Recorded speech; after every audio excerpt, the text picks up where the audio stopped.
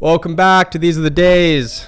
Excited to be here. What an honor to be able to chat, have a conversation, talk about life. We're here. We're doing it. We're going to start with the Connect card question. I did sneak peek what this Connect card question was, and I thought it was a really good one. Jeez, that's loud, babe. Sorry. But I don't know. I think I'd have to think about my answer for like a little bit. Okay, what is the craziest thing we've ever done? Oh, you and me? Yeah. Well, different crazies for different people, I guess. I don't know. It's like, do you think about crazy as in terms of danger, or do you think about crazy in terms of adventurous? Do you think about crazy in terms of, honestly, okay, I'm going to tell this. This is what first came to my mind, so I'm going to just tell this one. Yeah. Walking across the Vance Creek trestle. Oh, okay. I would say that's one of the craziest things we've ever done. Yeah, that was terrifyingly dangerous, very illegal. We had to be sneaky. We had to find it. We had to track it down. I don't know if it was it was illegal at the time. This is back in Instagram where it was like the place to go. Every day someone was explain what Vance Creek Trestle is, for people that don't know. People probably remember. Vance Creek a lot of people don't know, though. In Washington, that super high, big, huge train trestle, and everyone on Instagram was taking photos on it. And we were passing by it on our way down from our anniversary trip. We were way up in Quilcene for our anniversary. And we were like, oh my goodness, we're close to that. So we geo-mapped it and went there and walked across it and did the thing. Okay, you downplay stories. You Roloffs. All of you guys do this. It's so ridiculous. Yeah, we went there, walked across it, did the thing. Okay.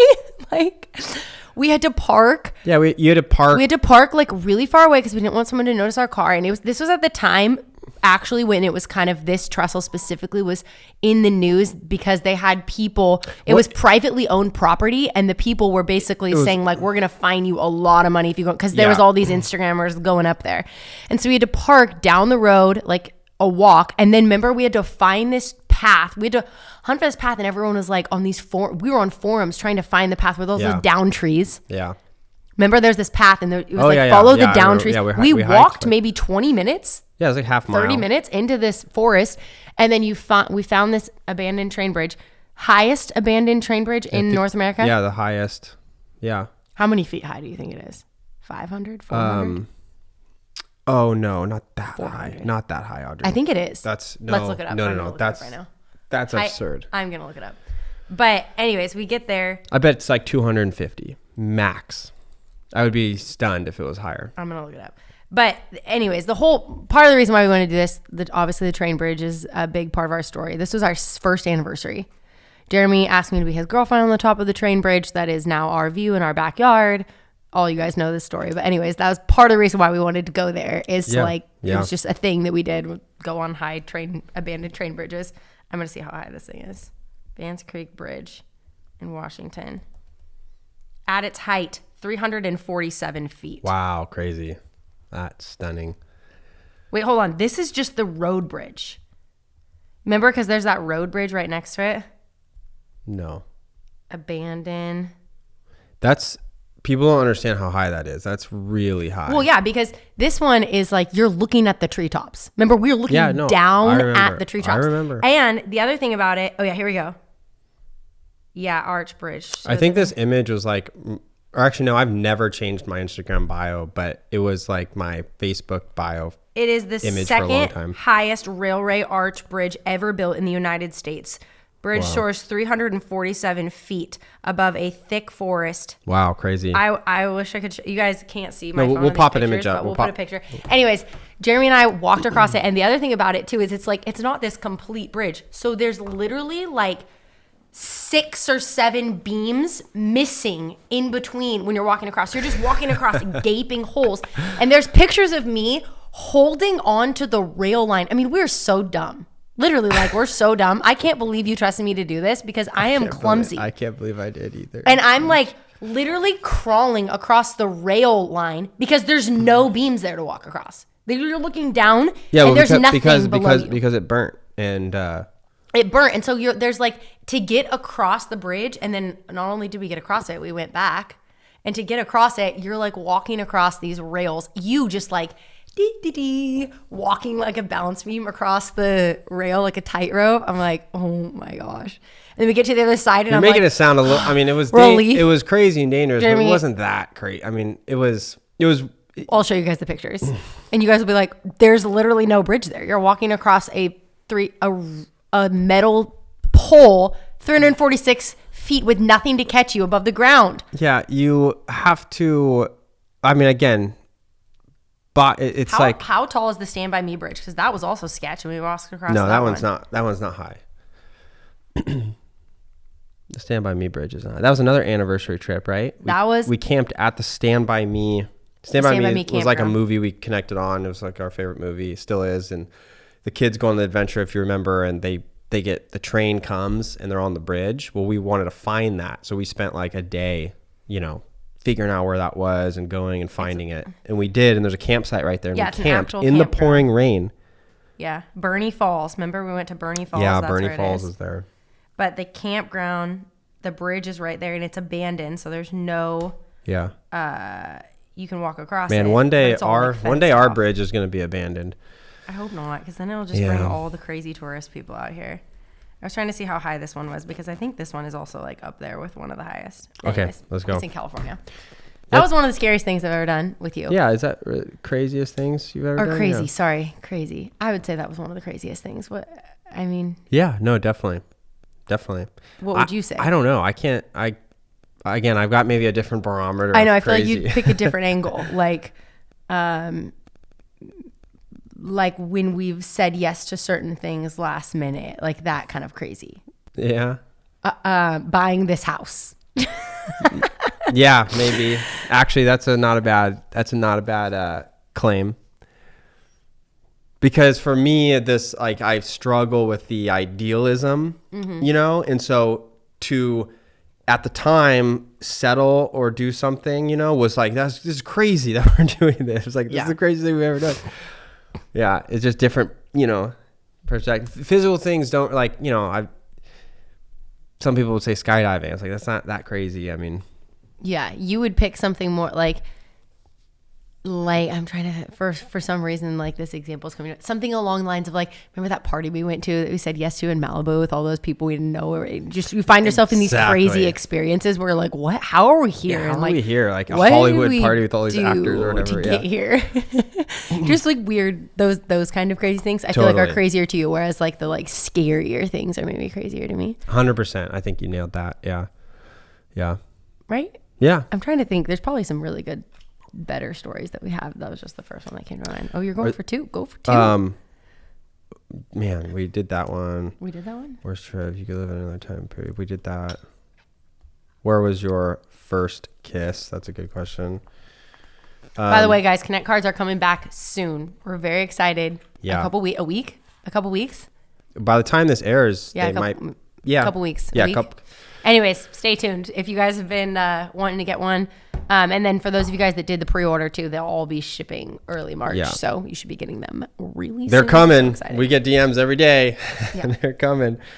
But it was a pre-order Anyways. for a reason. So yeah. we're excited. They're super fun. We do the family deck with our kids, and they now ask for it. Question time, and we pull out the deck and we do a question. And it also kids can get so wild at dinner, and when there's something to like ground them, Look forward to. And we also have something that we pass around. So if you have this, you get to be the talker. That way they're not just like, I get to answer and scream. So it's like, your turn, Ember, and Ember has this, and the boys are like, they're watching the thing pass around, like, oh, my turn, I get to talk. Yeah. So Last night, the question from the family deck was, how would you define hope, or what is hope? What does hope mean? Yeah. It was really interesting talking to the kids about that because they don't really understand that yet, yeah. And again, it just like organically, next thing you know, we're in the scriptures figuring out what hope means as a family. And they're like curious because they were saying what they want. Well, there's a distinction between what you want for and what you hope for. And so it was interesting having a organic, because it's hard to like teach your kids what hope means. But if they're interested based on an organic, fun conversation, it just helps with the flow of teaching kids. So they're great. I think you guys will enjoy them. Yeah. Okay. Today we thought it would be interesting. Well, Jeremy and I have just been having this conversation a lot lately. And so we thought, what the heck, let's bring it to you guys. And the conversation is just the choice to be on the slow train. And what I mean by that is, I think in this world that we live in, with just the ability to do a lot of things at our fingertips and the ability to see what everybody else is doing, it can be really easy to feel like you need to get on the fast train. You need to do these, all of these different things, success, achievement, whatever. And it can be really easy to see everyone else's perceived fast train. Like you're perceiving that everyone else around you is on a fast train and you're on the slow train. Yeah. But I think what we kind of wanted to share is just like our journey, our intentional choice to be on the slow train. And we'll explain more what we mean by that. Well, one thing I think that's clear, that's good to say about it is like, we very much intentionally chose the slow train, right? Like, and that's something that I think is a nuance of like, it didn't just happen to us. We've been actively keeping the vehicle in second gear, if you will, the work train, because there's things that were a direct set. There's no such thing. Everything has a cause and effect, right? So the cost of one thing, the cost of trade-off. The trade-off, the cost of the fast train in work was a really high expense for us for our health pursuit, and I would say our family goals and the ability to be present. And so, and one reason that this is an interesting conversation is we're trying to figure out a lot of work stuff right now. And we're sitting with our team and we're like, wow, like, first of all, you guys are all still with us. Amazing. But second of all, we haven't scaled the way we could have or should have. And with what we do, everyone's trying to scale and get a raise and grow and do the thing. And so are we, but we've really revved our engines at a certain level, to the degree that we even paid back book advances for books we were supposed to write. We're like, we can't do these. And so we paid them back. And we haven't come out with, 32 new products and stuff. We've come out with like 4 or 5 max. You know what I mean? We take long breaks of our podcast. There's stuff that we're not pumping out a book a year. We're not doing all the PR stuff. We're not, and the reason I think it's interesting is because even though the actual things about what we're talking about for us, at the shelf behind me might look different. Everyone has the same, like, it's still a human trait to want to like drive and do more and pursue whatever it might be. And it comes at a cost is what we're trying to say. And like we've seen, and we have friends that have done some incredibly awesome stuff, but then there's burnout that comes every single time. And we've watched that with our friends a lot. Or the burnout, they don't accept the burnout. And so the energy has to go somewhere. The fallout happens and the divorce takes place or whatever it might be. They get removed from their company, or they get really sick. They get really sick and health takes a toll and stuff like that. So anyways, we just wanted to kind of have a conversation around this because, I don't know. It's been an intentional choice of ours, and it's been hard because sometimes we do wallop and think like, man, we could have done that. We could have done that. We should have done that. A lot of times we think that. Like, it would have been great to do. Like, we would have made so much money if we did that. Like, a lot of times we feel like we missed the boat on things. How much do we say that? We're like, man, we really missed the boat on that. We really missed the boat on that. But truly, like, when it gets down to it, like, did we miss the boat? No, we just chose to be on the slow train. We might have missed the boat, but we were okay with that. It wasn't headed to our destination is kind of what we're saying. So there's going to be, I think it's just been interesting to see, like, honestly, and not to like I don't want to like throw specific names, but I think it is helpful to throw like maybe a name as like an example.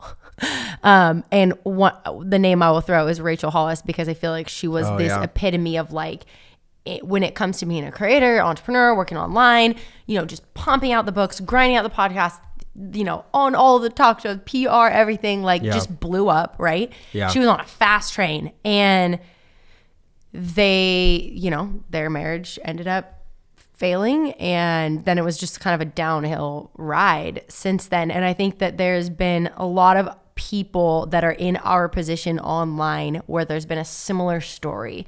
Whether it's like the marriage that takes the hit, your health that takes the hit, like something's got to give, right? In your own personal life when you're choosing to put work first so evidently because you want the next thing. And I think it's really hard when you're in like our position where there's just a lot of opportunities that you can grasp onto and you think, oh, I got to grasp all these opportunities because there's so many before me.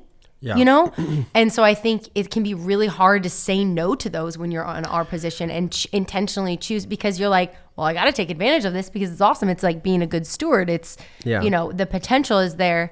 But I think what I've seen a trend of in the past like 3 years specifically is a lot of those people that were on fast trains that were kind of our peers. Like maybe they were in mastermind groups with us or, you know, book author retreats with us or have the same talent agency as us or whatever. Like we've met them, we've been around them and they've kind of fast trained it while we've stayed at this slow train pace. In the past 3 years, I've seen a lot of them pull back drastically. I've seen a lot of them completely change their diet, health, and lifestyle to like prioritize their health. Yeah. Like, or they've realized and they're now saying like health is wealth. You know, yeah, right. And that is really like a huge trend that I've seen. Yeah, largely is that one is like people just kind of were like, screw health. I'll do anything to climb the ladder. It wasn't screw health. It was just ignorant of. It was on the back burner of it. Yeah, like. I could probably eat any. I mean, if it's at the store, it's probably fine, right? Yeah. Like the government has my best interest in mind. Like the FDA and all these other people, they probably want me to be healthy. You know what I mean? Like there's just kind of this outsourcing of wisdom mindset. We do it with our spirituality all the time, right? Like we outsource the need to actually like have a deep experiential relationship with Christ. We outsource the need to, you know, whatever it might be, teach your kids the Bible or whatever, and and we do the same thing with our health. And so what I'm saying is it isn't like an intentional, I don't need to do that. It's more of just an ignorant, innocent outsourcing that takes place. You know what I mean? And then, but then when it comes full circle, and you know, this conversation isn't to like, I don't even know if we chose the right thing necessarily. And there's some aspects where I'm like, there are some things we probably should have done and we didn't, you know what I mean? Maybe. But I think we chose the thing we deeply value. This isn't to toot our horn. This is to say, this is to say that, well, I guess what it's to say is this dilemma of what to pursue is macro across all of humans. Like we all have this kingdom pursuit and this world pursuit. And it's super clear, I think, when someone is pursuing one or the other. Like, again, what we talk a lot about on the show is like, it comes back to identity because you're always going to try to fulfill the purpose or the meaning behind that which you identify with or for or in. And so if it's your job, that's exactly where the energy is going to go. If it's seek ye first the kingdom, the rest shall be added to you. That's exactly what's going to happen. And so I think that's kind of the crux of the discussion or where I think we've tried to steer our ship is like, where's this balance of like, because you can't just ignore the realities of our society and how to function. And like here, you need money to function, right? Like we can't just work work for our food all day necessarily and spend our time and energy doing things to sustain it's just not the way our society currently works, despite wanting to return to that, you know, to some capacity. I think that no matter also what career or profession you're in, like this doesn't just apply to people that are working in the capacity that we are either. Everybody is right. On this. Everybody has a constant choice to choose the fast train when it comes to their career or to choose the slow train in order to be more intentional with their health, be more intentional with their kids and their family, be more intentional with their walk with the Lord, be more intentional with their marriage. And at the end of the day, like you can't be on the fast train with your career and not neglect some of those things. Like you just can't. Totally. And so nobody is perfectly succeeding in their career, succeeding with their health and working out every day, succeeding in parenting, succeeding in their marriage, succeeding in community and friendship, succeeding with their home all the time. Like there are things that are going to wane whatever season of life you're in. There's going to be a thing, right? And I think this kind of goes back to the last episode where we were talking about like embracing your season, because like I think that, you know, no matter what season of life you're in or what your career is, choosing the slow train is really choosing to actually put the things that you value first. Yeah. And to not let the shiny dangling carrot syndrome carry you away out of what it is that you truly value. It's choosing to say like, okay, I'm going to say no to some of these noble good things in order to prioritize the thing that I deeply value. This is where family values is so, knowing your family values is so important, because how are you going to make those decisions if you don't know those family values? If it doesn't always like come back to that. And I think, babe, like you really have been like the reason why we've been able to do this so successfully, because I'm very much the personality type that's like, I say I'm going to do something and I'm going to do it. You know, I'm much more like a stick to itist. And it's really hard for me to not follow through with the things that I say I'm going to do. I've gotten a lot better at it since being married to you, but you're very okay with choosing of protecting your peace. I was just going to say, yeah, my peace is. And I think that balances us really well. And I think in most marriages, there's probably one person that is better at that. There's probably one person that's better at protecting the peace, that's better at, you know, being the one to kind of redirect the ship towards the things valued instead of getting carried away with all the things that you could do, all the potential. Yeah. And I think and then on the flip side, there's someone that keeps wind in the sails and makes sure we are doing things and moving. Sloth mode. Yeah. Yeah. But I think it's just an interesting conversation, because I've seen so many people lately so not realize the season that they're in and actually structure their mindset and their presence to embrace it. And the title of this show, These Are the Days, is recognizing the moment you're in and adopting or pursuing a mindset that fully embraces the presence of that moment, of those days, of that time period. For example, we're going to write books. Yeah. It's just not right now. Yeah.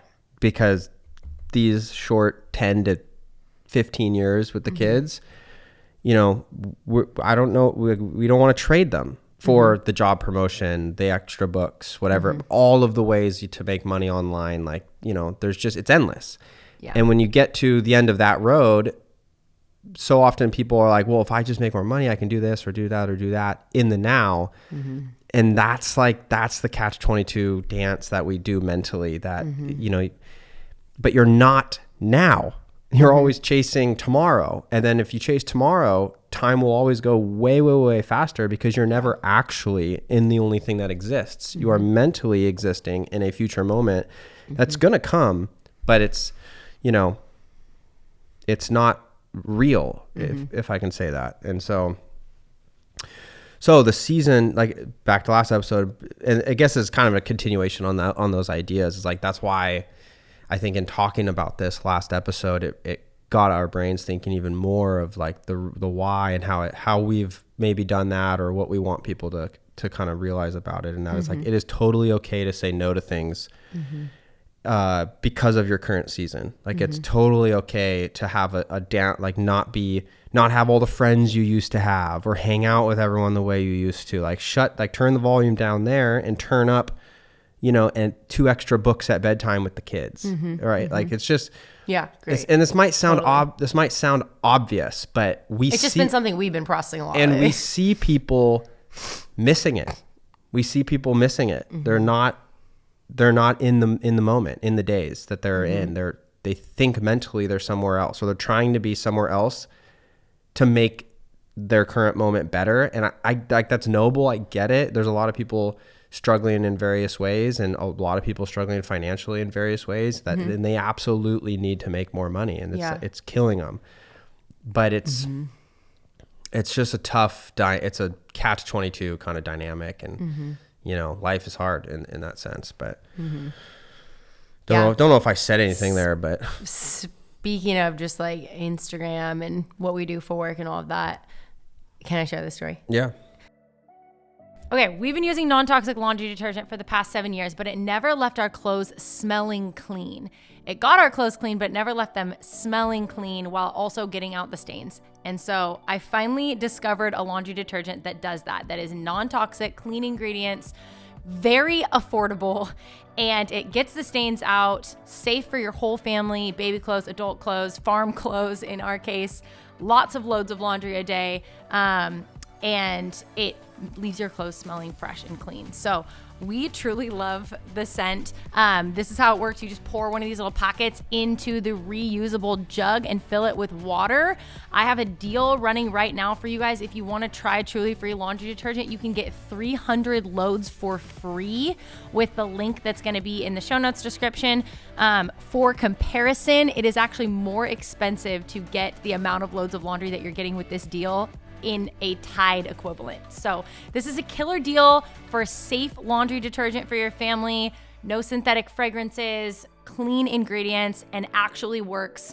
As a mom of 4 doing laundry loads every single day, I attest to it. My husband loves the smell that it now leaves on his clothing, and it's awesome stuff, super affordable. So if you don't want to take advantage of the 300 free loads deal and you just want to try 1 load of laundry detergent or some of their other cleaning products, which are all non-toxic, you can use my code Audrey30 to get 30% off your order as well. Again, all of this is linked in the description below. The link for the 300 free loads offer and the link to shop anything from Truly Free and use my code Audrey30 for 30% off. So Jeremy and I, obviously we shared about this a little bit on the conversation with Jeremy and Ginger when we were just talking about like how we involve our family and our kids and how we've shared our kids publicly in social media and like what that looks like. And Jeremy and I have said for a long time, like once our oldest gets to be 7, like this was just a thing we would just kind of, I don't know what it was about that age. It felt so far away. Totally. And like we just always said like, yeah, once December gets to be like 7, we're going to kind of reevaluate what it looks like to share our kids online and involve them in what we do. And because we see a lot of people that do it really well. We see a lot of families that their kids are a part of what they're doing, their business or whatever, and they are on social media and they do it really well. And we see a lot of people that don't do it very well. And then we see people who don't do it at all. They've chosen to like intentionally not have their kids be a part of what they're doing or sharing in their life. And I think because we have already opened that door, it's always been this tricky thing of like, do we close it at some point? You know, and we've never really had a real clear vision for what that's going to look like as our kids have gotten older. But we have always said once Ember got to be 7, we did say we want to try we always want our socials or our presence and how we communicate with you guys and what we do to be mission orientated, not kids orientated. So we did always say that. We said we don't want our kids to be our content. Yeah. They can be a part of it. They can be obviously in our family and a part of the things we do, but they're going to be a part of the mission or the agenda we're trying to put out in the world. Because it can be easy to default to just showing your kids because it's the most engagement. People love to see them, all the stuff, but we've really refrained against that, I guess you could say, but not to the degree that some have. Yeah, but we've tried to weave this little middle ground. Dance it as healthfully as we know. And we said when our oldest is 7, we'll reassess everything. And so we are, this year is the reassessing year. Yeah. And I think, okay, so this is just a weird thing in influencer celebrity world. But I've said for the past few years, it's just one of the things that bugs me a lot when people come up to us in public. Really, I love it. It's great. It's fun. It's awesome, especially when we're traveling, whatever. But one of the things that's really hard is when people come up to our kids and say, hey, I saw that you did this, or I saw that you like that, or because they know something about our kids' life and they are coming up to them and saying that. Now, I think up until this point, our kids have just thought, oh, mommy and daddy know them and mom must have sent them a picture. Have a lot of friends. Mom and dad have a lot of friends, which, to be frank, we do. Jeremy and I have grown up here. We're very involved in the communities. We just know a lot of people where we live because we're both from here. It's just so, I think that feels like it could be a normal thing for our kids. But our kids don't know what we do for work. They don't really fully understand the scale of eyeballs that we have on us and our family. We felt like we haven't needed to really explain that to them. Also, they don't know like that Jeremy grew up famous. They don't know that Jeremy grew up on a television show. They don't know that Mimi and Little Papa are famous. They don't know any of that. And so I was really starting to feel like the past couple months, like we need to have this conversation with Ember.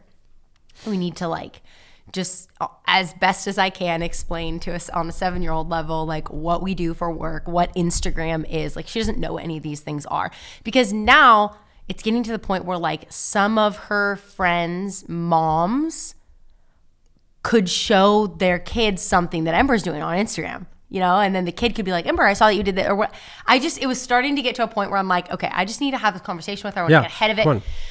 So Ember and I had we did homeschool at a coffee shop, and then afterwards I took her out to get a library card. We had like a fun morning, and I took her to get a coffee treat and hot chocolate, and I was like, Ember, I want to talk to you about something. I'm going to explain something to you. That, like, do you understand really what mom and dad do for work? And she's like, yeah, you write books. And I was like, yeah, but like, do you know what Instagram is? And she's like, no. And I'm like, well, you know the videos that Uncle Jack makes, because my brother's a videographer and he's like insanely talented and good, and so she sees a lot of his videos. I'm like, you know those videos that Uncle Jack makes for like companies and people and things? Mom and dad make videos like that, but like they're not nearly as good as Uncle Jack's, but we make videos like that, and a lot of people see them.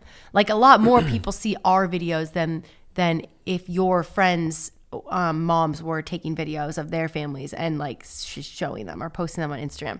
So like show her what Instagram is.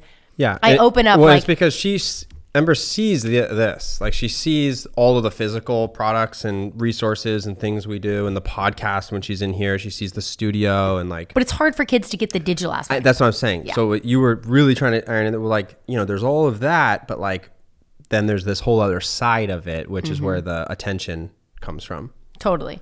And I'm sharing this story because I do not know if this is the right way to go about it. Like I'm just kind of like most of parenting is like, treading where you've never trod before. I'm like, is this good that I'm explaining it? In some ways I'm like, I'm so grateful that she's been protected from it and truly didn't know, like doesn't know. Totally. But in other ways I'm like, should we have told her more earlier? Like, I don't know. No, anyways, I think it's great. I open up the thing and I like show her like a post and I'm like, see like these hearts, like, can you see these numbers? And she's like, 300 hearts, mom? And I'm like, it was like the comments, right? And I'm like, yeah. And then like, look above this, like, do you know what a K stands for? She's like, no. And she's like, I'm like, well, this stands for 1,000. Yeah, but and you're so teaching her numbers though. But I'm showing her that there's a lot of eyeballs on our family is the point of the conversation. Is like, other people use Instagram and their kids are a part of their Instagram or they post photos. Yeah. But like people that we don't know are seeing you and seeing our family. That's kind of what I'm getting across. And so I think I did, because then I showed her like some of my friends' Instagram account. It's kind of weird, but I was like, hey, like this is just, I needed the visual to be able to show her. Yeah, we're a little different. Yeah, like sense. We're a little different. Our family is a little bit different than other people's families. And then I was like, Ember, do you know that daddy is famous? And she's like, what? And I was like, yeah, do you know that daddy like grew up famous? Like a lot of people knew he was. She goes, my daddy? And I about died. I was like, I had to stop the conversation with her at that point and call Jeremy. I'm like, Jared, I can't continue this without you. I need you to be a part of this. Because like, she literally is utterly clueless, which is so sweet and precious. But like, I just couldn't believe that she really didn't know, because we've seen, I'm like, Ember, you know Little People, Big World? And she's like, yeah. And I'm like, that was a real TV show. Like that was a TV show that daddy's family was a part of, and like daddy grew up on it with Uncle Zach and Uncle Jacob. And she's like, oh, because like I think she just kind of thought it was a video that we watched. Yeah, it's home video of daddy building the swamp fort, because that's what they've seen. And so I think it was just interesting. Like, anyway, so then we go home. Then what did you say to her? We got home and you were talking to her and explaining to her. Did I say something? I don't know. I wasn't a part of this. Then then I passed the baton to him like, here you go, babe. You answer these questions about. And what did she ask you? She was like, what did she ask you? She was asking about Mimi and Little Papa being famous too. You told her about the newspaper and like. Oh, she might have asked like how or something. Yeah. Why are you famous, Dad? Well, something like that. And then I kind of walked through the progression, like, well, daddy was born and I was in a newspaper and the rest is history. Now, I gave more color than that, but that was essentially, the story. Men and their storytelling. If you ask Jeremy a question about crypto or Jesus or science, he'll go off. But if you ask him a question about his life or to tell a story, Yikes. and that was the story, that was it. Yeah, well, that's interesting because, at some point, your kids have got to, you start to program them with a little bit with some software that helps them adapt for the season they're in. And we haven't felt like our kids, Ember specifically, needed the software. There was no software needed to understand that or adapt to it. And I don't even think her hardware was developed enough to have that software. Yeah. And so now, boom, program. We've downloaded her with a new set of perspectives about our family.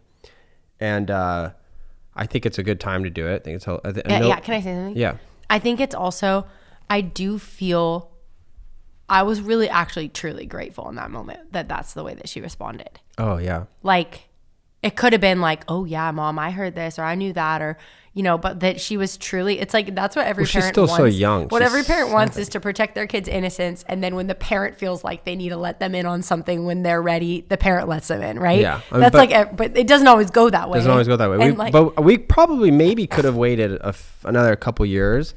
But listening to the Spirit, I do feel like there was an impression specifically on you of like, and these are the small, subtle nudges from... Yeah, it's mom intuition. Yeah, exactly. Mom intuition, which are nudges from the Spirit of like, now's the time. And I think how the conversation kind of ended was like, from a practical sense, was like, hey, Ember, like, there might be things where like you don't want other people to see them or know about them or whatever, and like you can tell mommy, like I kind of gave her that insight a little bit too, without making it too like, I don't want her to feel like all the time I'm sharing everything in her life, because I'm certainly not, and I've certainly shared far less of Ember over the past few years. Like, she's hardly, Yeah, how you ended the conversation was making sure she knows, at this early of an age, that like you have autonomy. Yeah, you have authority in our family for your own, Which I think is good, right? I think it's good. Like, you told her, like, if you don't want mommy to show you at all, I won't show you at all. And I think that's good personally. Yeah. But we also explained to her, like, hey, we do this because we want to be a light, an example to others. We want to, encourage and inspire other people, other people's families. But I'm saying I had to explain that side of it too, right? Yeah, like, it's also this is why we do this. It's an opportunity, right, that we found ourselves in, and like totally. Opportunities will come and go in your life, and you see this massive shift in the attention economy, and you figure out how to make it work, which is what we saw. We saw old television dying. And we saw the social media rising, and we said, this is literally the future. And we fought with the production company to like have a podcast and do all these other things. And it was just like a nightmare. We're like, don't you see the future? Like, this is where it's going. Mm-hmm. And we ended up quitting over it and other things. But that was a big part of it. And Slow Train. Slow Train was a part of that too. What do you mean?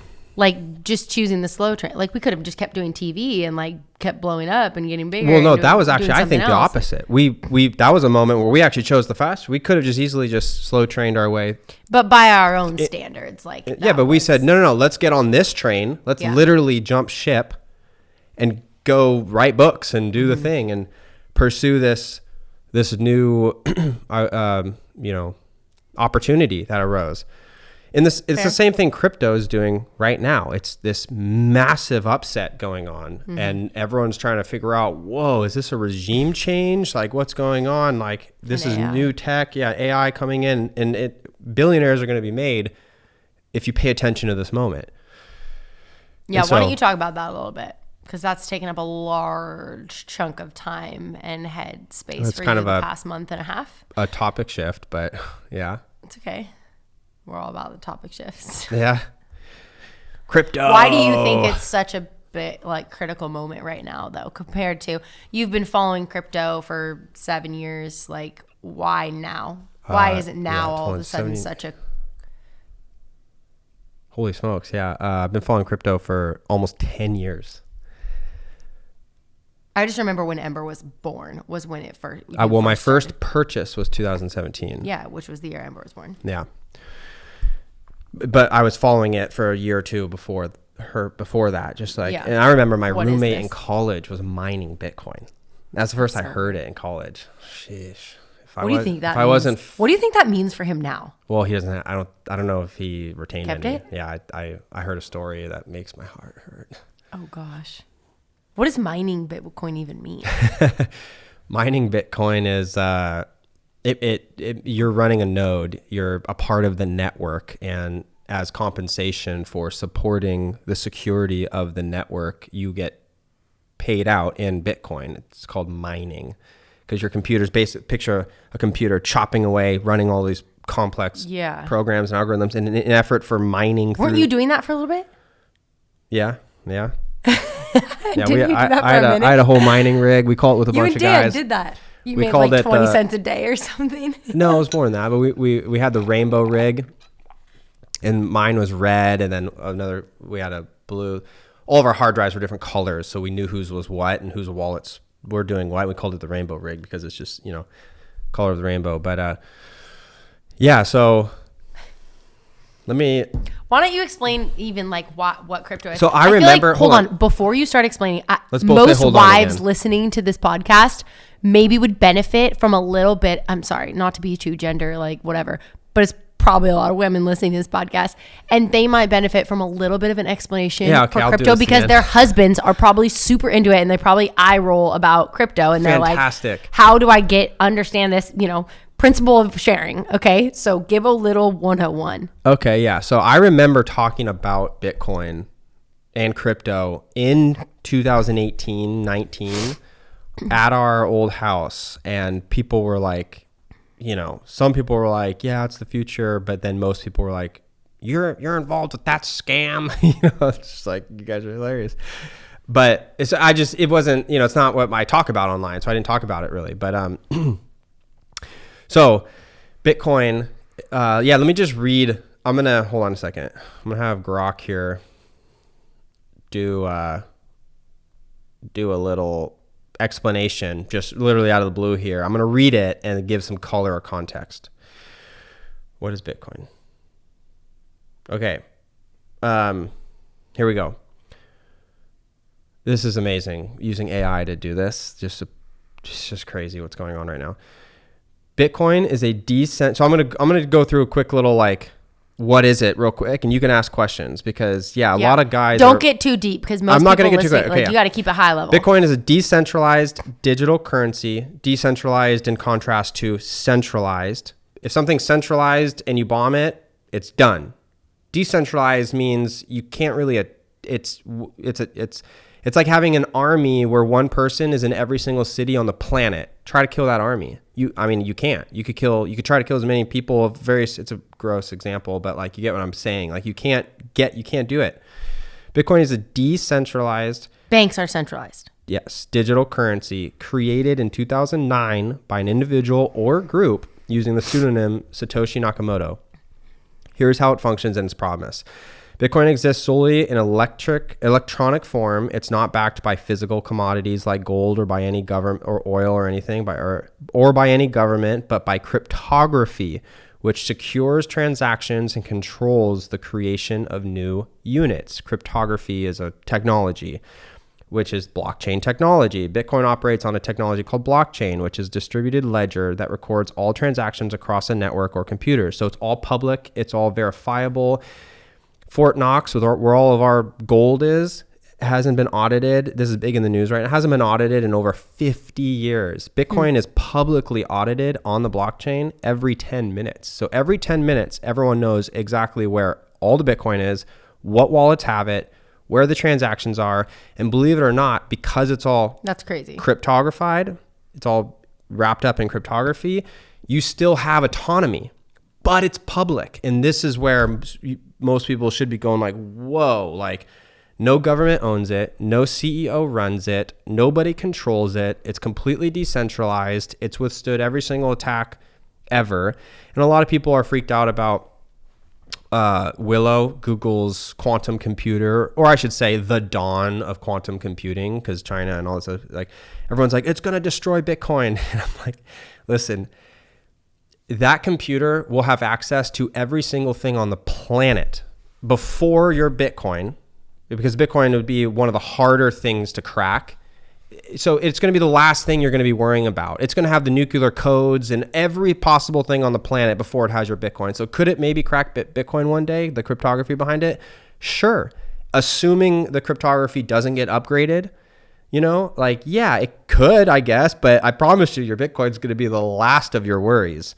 Anyway, it's just, it's because it's annoying. Everyone's like all the FUD going on with the Willow computers, but it's decentralization. There's no central authority, or like I said, like a bank or government issuing, controlling.